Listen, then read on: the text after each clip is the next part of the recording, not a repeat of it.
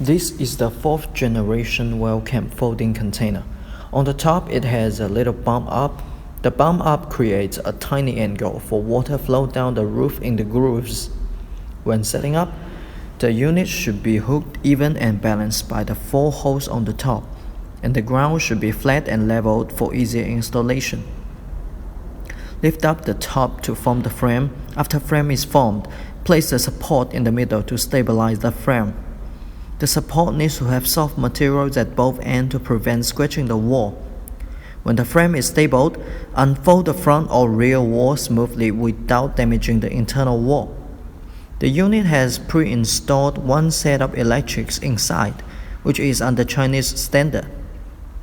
The major improvement is creating 2 slots on each 2 sides of both front and rear wall. This new design allows us to make installing easier and no need for decoration sheet. The floor is finished.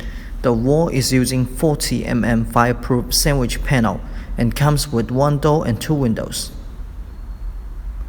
Put the bolt into slots and lock from the inside by nuts provided by us.